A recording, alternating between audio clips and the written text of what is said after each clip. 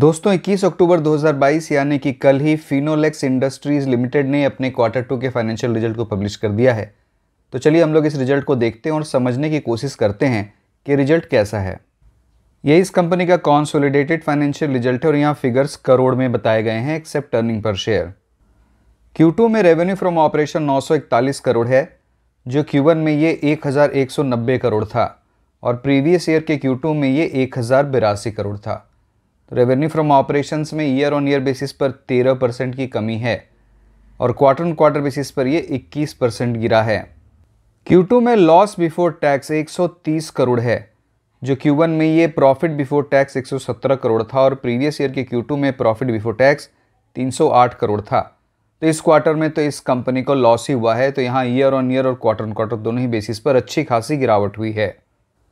Q2 में net loss 95 crore 38 lakh है, जो Q1 में प्रॉफिट आफ्टर टैक्स या नेट प्रॉफिट 99 करोड़ 22 लाख था और प्रीवियस ईयर के Q2 में तो ये नेट प्रॉफिट 233 करोड़ 25 लाख था।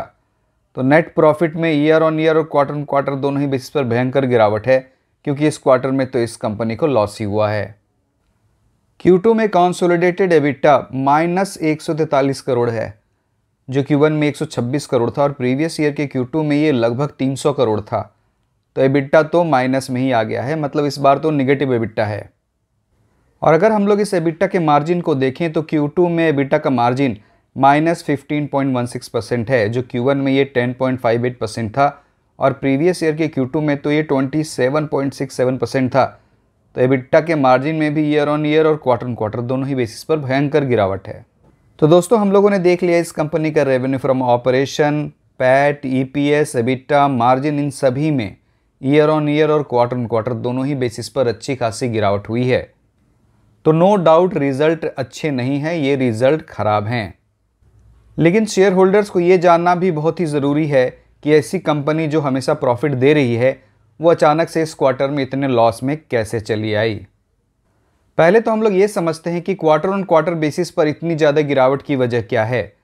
क्वार्टर 2 जो है ये एक मानसून का क्वार्टर होता है और इस क्वार्टर में इस कंपनी के वॉल्यूम में जनरली ड्रैग होता है, मतलब वॉल्यूम घट जाती है। लेकिन इस कंपनी ने ईयर ऑन ईयर बेसिस पर भी अच्छा नहीं किया है और ईयर ऑन ईयर बेसिस के परफॉर्मेंस को समझने के लिए हमें सेगमेंट्स की सेल वॉल्यूम को भी देखना बहुत ही ज़रूरी है। पाइप एंड फिटिंग सेगमेंट का वॉल्यूम करंट क्वार्टर में 59,218 MT है, जो प्रीवियस ईयर के क्वार्टर 2 में ये 55,453 MT था। तो आप देखिए पाइप एंड फिटिंग सेगमेंट के वॉल्यूम में 6.8% की बढ़त हुई है और रेजिन सेगमेंट का वॉल्यूम करंट क्वार्टर में 54,063 MT है, जो प्रीवियस ईयर के क्वार्टर 2 में ये 52,029 MT था। तो यहाँ भी 3.9% का ग्रोथ हुआ है। तो जब वॉल्यूम में ईयर ऑन ईयर बेसिस पर ग्रोथ हुआ है तो फिर ये लॉस में कैसे चली आई। तो इसकी वजह ये है कि PVC के प्राइस में काफ़ी करेक्शन हुआ है, जिसके वजह से इनका इनपुट कॉस्ट तो ज़्यादा था लेकिन उस हिसाब से इनको सेल का प्राइस नहीं मिल पाया, इसीलिए इनका रेवेन्यू घट गया है।